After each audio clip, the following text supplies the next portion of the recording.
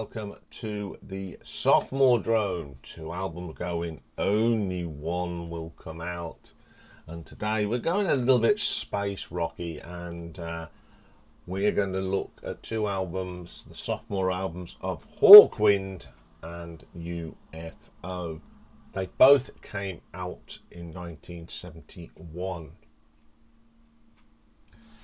And coming up first in this instance is UFO. Now, I'm not quite sure when they got released, so I'm just doing it in this order. So the sophomore album for UFO was called UFO To Flying. And playing on here we have got Phil Mogg on vocals, Mick Bolton on the guitars, Pete Way on the bass, and Andy Parker on the drums. First track is a great opening number called Silverbird, very dreamy. It's got a great little bass line there from Pete Way, and it's got a really good guitar solo from Mick Bolton. Then we got the best track off this album, and it's called Starstorm. This is a track that's got very different of textures in it. It's got different moods, some nice melodies. It's got a prog space rock, dreamy sort of thing. The vocal from Phil is excellent, and you've got some great guitar bits from Mick Bolton. Coming up next is Prince Kajuku, a good solid track. Another great guitar solo from Mick Bolton. Another good track.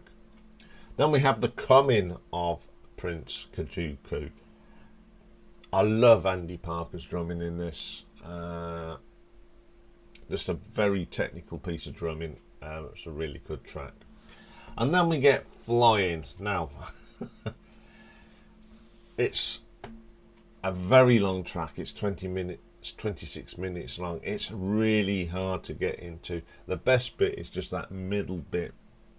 We're about 10-15 minutes in. The rest of it is just very complicated, and it's more like a noodle than a track. I very rarely play this. I think I played this the other week just to listen to this album again, because I haven't listened to it for a little while. And yeah, it's still got the same impression.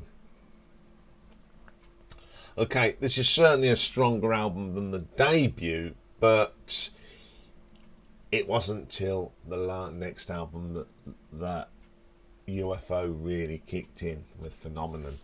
I think that the first tracks are really strong, but then it sort of fizzles out with this Flying.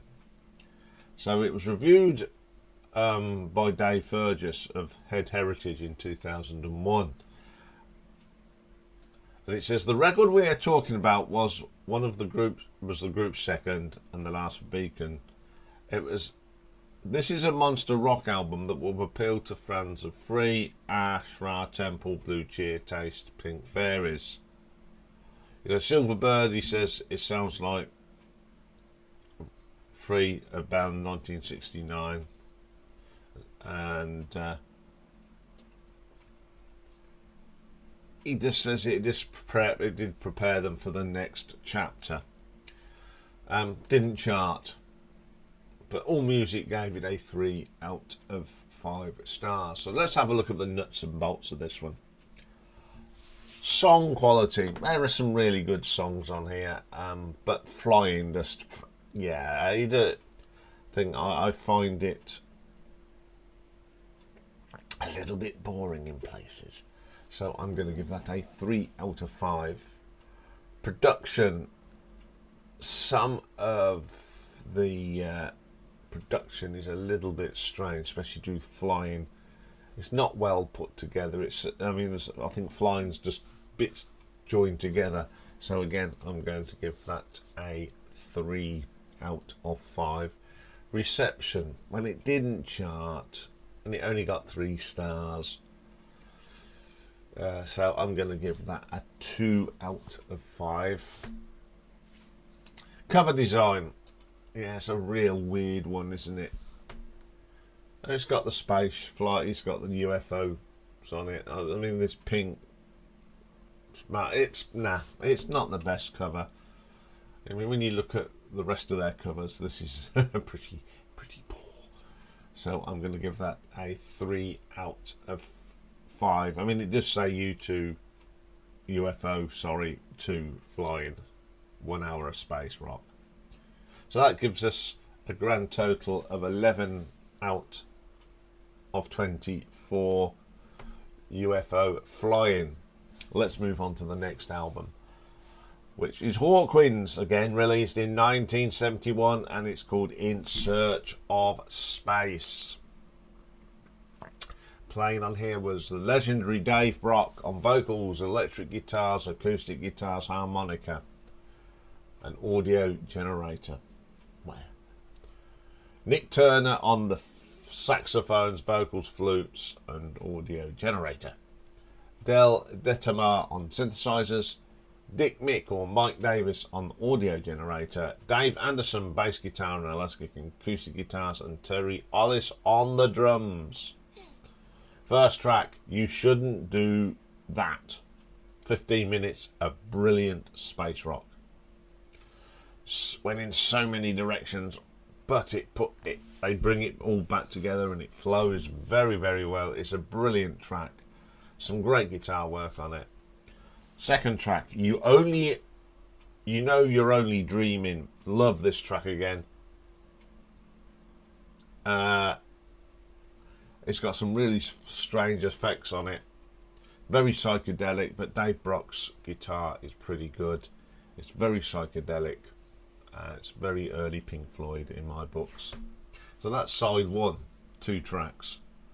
Side 2 opens up with the brilliant Master of the Universe. Again, the level of guitar from Dave Brock is just out there. The effects he gets on the guitar as well is brilliant. I love how it keeps coming in and out all the way through the track. We Took the Wrong Step years ago. So this is more got some acoustic guitar on. I love the guitar on this, and I do love the little keyboard swells and phasing on this as well.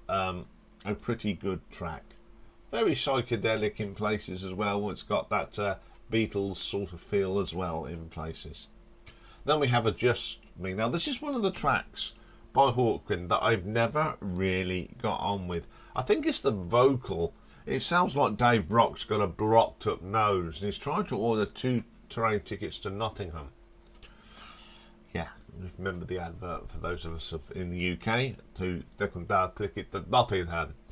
It's not the best track, but the last track, Children of the Sun, brings us back to the quality of this album. Another acoustic album. It's one of them tracks that you could sit around a bonfire, toasting your marshmallows and singing it. Very kumbaya in places, but it's just a really good track to end the album. I love this album. I've got it on CD because, or had it on CD, but it's now on the iPod because it has actually got Silver Machine on it, and that's what I brought it purely for. But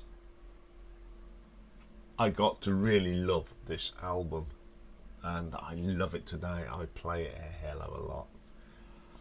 So there's not been much again written about this. Sputnik Music did a review, and the person that wrote this said, I consider this Hawkwind release to be the definitive space rock album.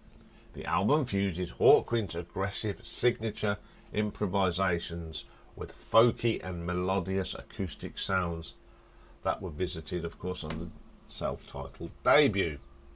It created a blend of spacey atmospheres and is riddled with imperfections, but that is simply the space rock sound that is part of it. Hawkwind had many years and many more releases to develop their sound, but while many of their subsequent albums are masterful, every subsequent release brought them further true cosmic power. So it did chart. It did get to number 18 in the UK, and it managed number 34 in Australia. and it did get a gold on its re-release in 1981. It reached gold status. So let's have a look at the nuts and bolts of In Search of Space. Song quality. Some really classics on here, isn't there? I mean, You Shouldn't Do That, classic. You Only Know You're Dreaming, Master of the Universe, and Children of the Sun. They're all great tracks. Only the one track that's a little bit for me. So I'm going to give that a 4 out of 10.